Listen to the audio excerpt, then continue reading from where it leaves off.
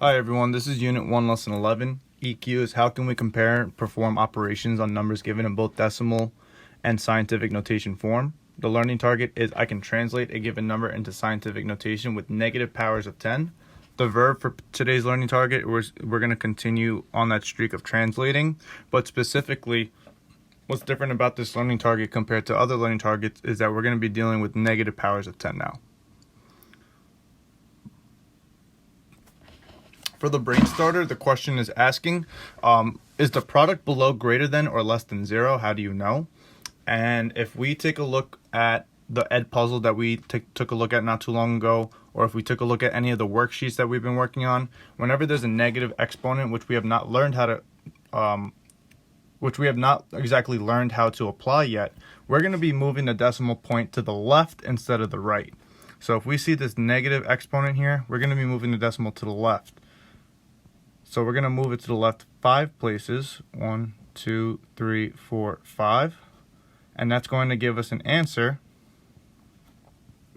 of 0.000015, and the question is asking, is it greater than or less than 0? The correct answer is greater than, because even though this number is very small, in order for a number to be less than 0, the number would have to be negative. So if we take a look at this number and think about it in dollars sense, we have $0 and 0 cents. That's how small this number is. It's less than 1 cent. But the number is still positive, so it's still considered greater than the number 0. Alright, let's move along to the mini lesson. On this mini lesson, I want us to copy down this box on the left-hand side, which is showing us how to move the decimal point with positive exponents. So we see the exponents increasing by 1 but positively, so the exponent that belongs here is positive 3. And if we read the sentence here, it moves one place to the right because it's positive, with each increasing power of 10.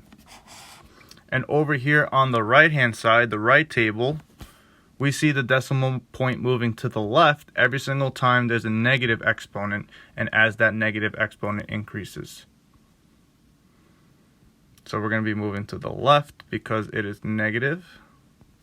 It is a negative exponent.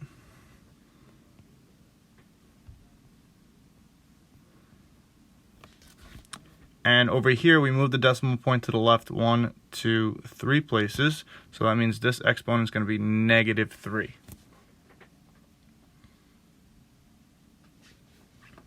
Specifically, in today's lesson is how can we translate a number into scientific notation form with negative powers of 10. If we take a look at this number here, which is 0.1, 2, 3, 4, 5, 6, 7 zeros after the decimal point, 75. So again, that's 0.7075. Step number 1 is for us to place the decimal point, but we don't even have to do that because the decimal point is already placed for us. Step number 2, we want to move the decimal point to the right, and that's until we reach a number that's between 1 and 10. So what we want to do is we want to end up between the 7 and the 5 to create 7.5. So let's see how many places we're moving to the right.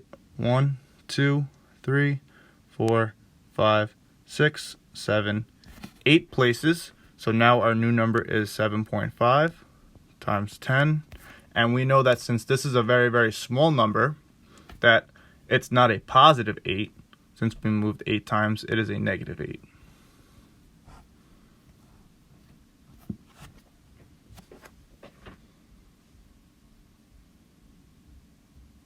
So please take your time copying down this slide. We're going to move on to the CFU. If we take a look at the CFU, there are 2 answer choices that we can automatically eliminate. We can automatically eliminate letter C because this front number is not between 1 and 10. The number that we want in front is to be 7.49. We can also eliminate answer choice letter D because if we take a look at the number that we're dealing with, this is a very, very small number that we're dealing with. So the exponent here should not be positive. Our exponent must be negative.